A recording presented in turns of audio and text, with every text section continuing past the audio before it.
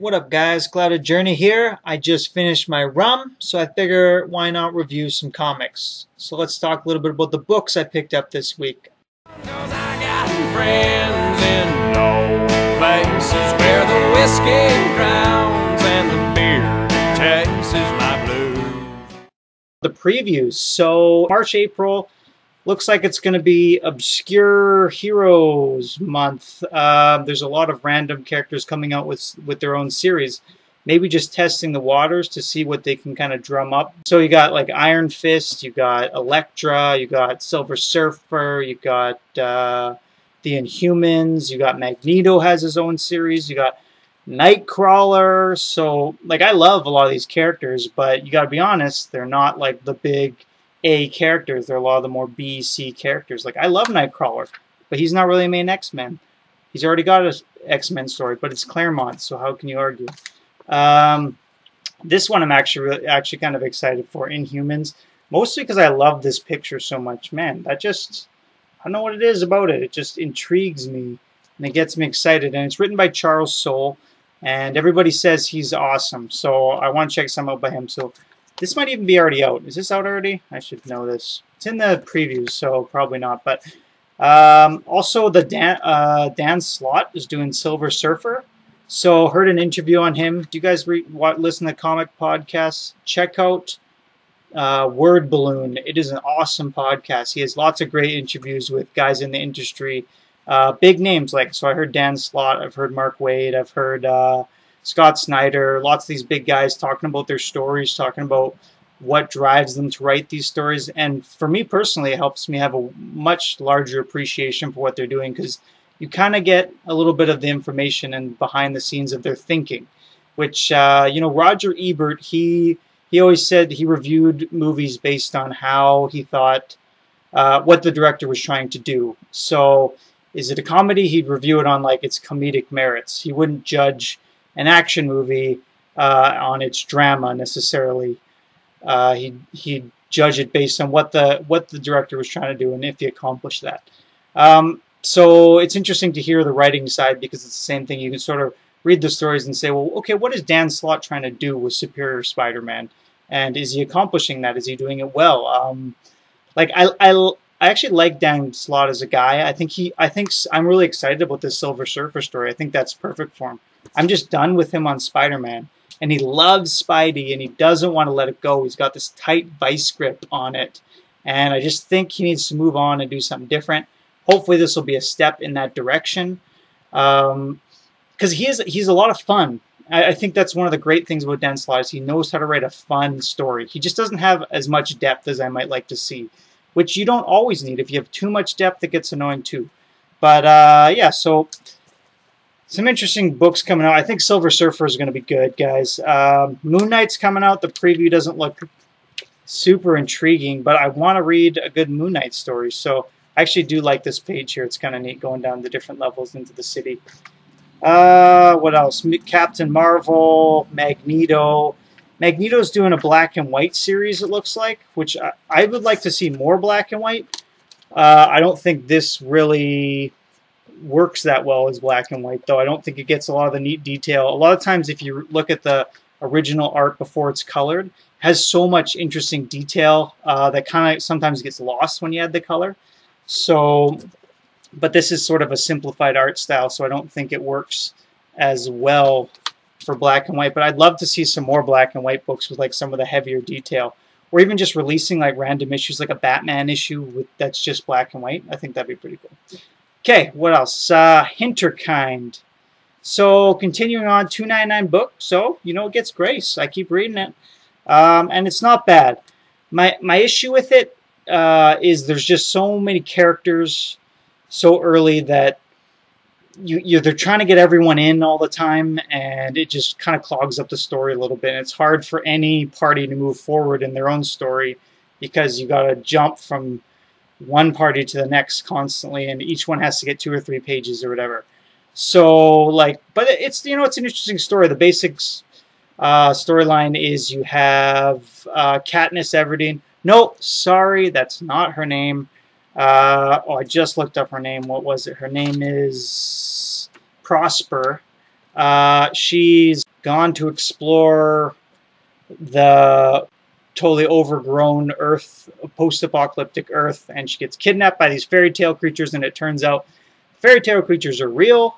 They were just hunted to near extinction by humanity, and now humanity is almost extinct, and the fairy tale creatures, or Hinterkind, have come back and are reclaiming the Earth. So you have different parties who, some are more sympathetic than others to the humans, but they're not really that well liked. So you're following this sort of band of humans, and they're kind of coming together now. You have a group of humans mixed with a couple of the fairy tale creatures, as well as they're being hunted by some fairy tale creatures. There's these guys with mangled faces and stuff who like have been like putting different people's skin on their face so they can stay alive for longer.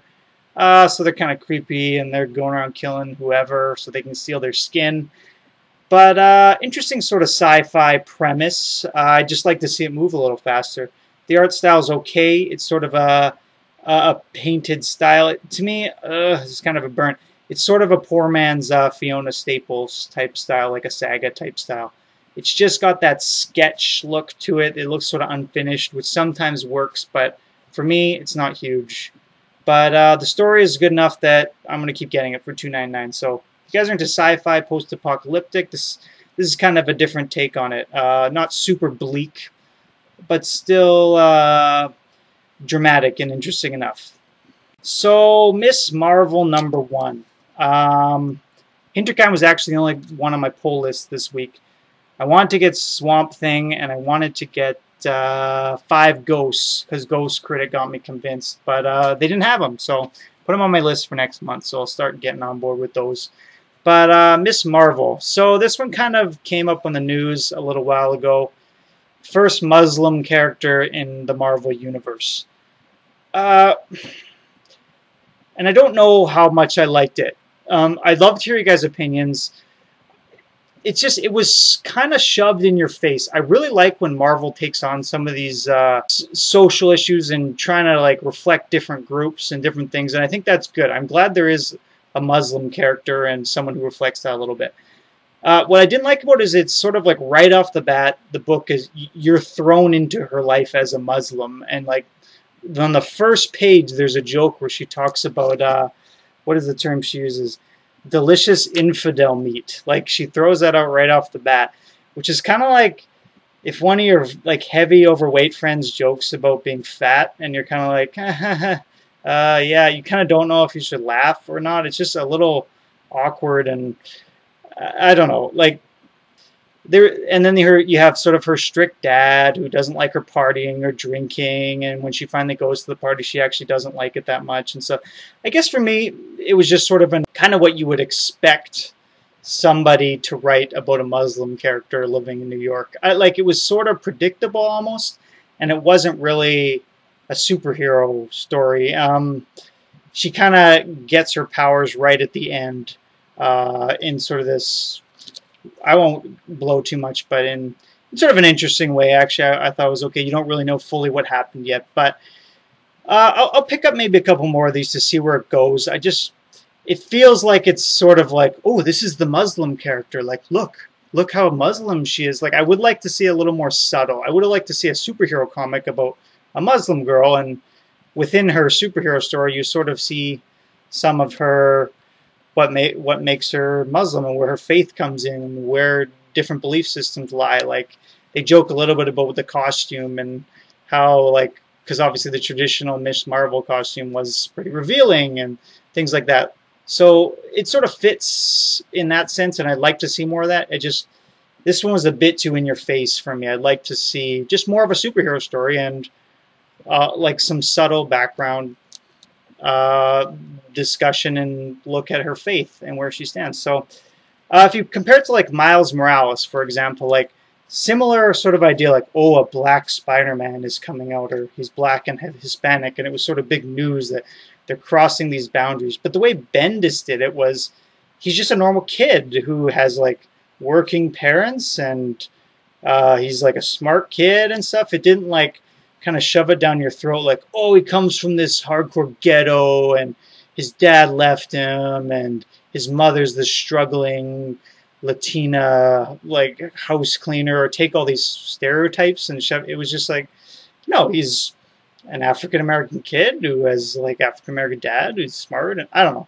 So I just thought it was done a little bit more tactfully. But let me know what you guys think. Maybe I'm wrong. Maybe I'm being insensitive. I don't know. But yeah, so I thought it was okay. I'd like to get into some more superhero stuff, though. But those are the only books I got this week, so I'm just going to jump into this real quick. Deathmatch. This is a freaking awesome book. I think I've talked to it a little bit before, but not enough. Comic Girl 19, whatever that... I don't know, you guys, she got pink hair. She recommended this book, and it is awesome, guys. Like, I know what you mean. Like, I got #1 here somewhere. This cover is not inspiring. This cover does not say, oh, this is going to be an awesome book. Like the name even, and it just seems really corny, but it's not. It's like, it's really good. And some of these other covers, they just don't blow you away with, I want to read this book, because you have no idea who these characters are, so they just look sort of silly. But when you get into the story, it's really good. This one's pretty good. This is sort of the main character. Basically, his mind's erased, and he ends up, he's kind of like a Spider-Man guy. He's a good guy. I think his name's Dragonfly, and he sort of has killed somebody, and then he doesn't know why. He's in this tournament where he's killed people, and his mind gets wiped, and he gets brought back, and all the most powerful superhumans and supervillains have been brought into this arena, and they're forced to fight, and they have no idea why, and they're like, who could do this to us? Like, we're the toughest guys in the world. And there's these similar archetypes that you're used to, like Batman type, but it's a woman.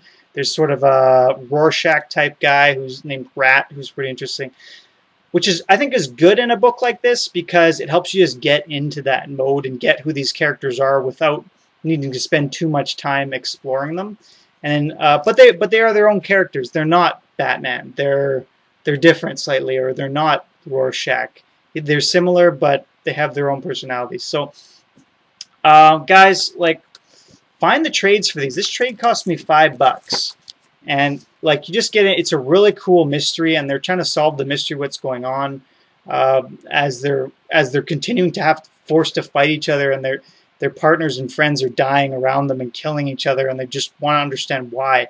And there's some really interesting, like, they'll explain sort of the backstories quickly and who are the rivals and who know each other behind the scenes, and it's really interesting. It's a great book, great read, and I totally recommend it. This one was half off, cost me $5, like I said. So, and I don't think it's done that well. So go out and grab it because you can get it for cheap.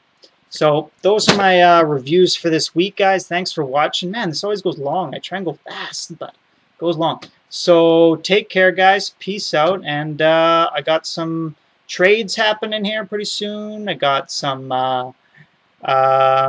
back issues coming in, so when I can finally pick them up, I will post videos on that. I got some good ones, couple keys, so excited with that. And yeah, keep making video, guys. I'm watching lots. I watch them work. I give the thumbs up almost every time when I can.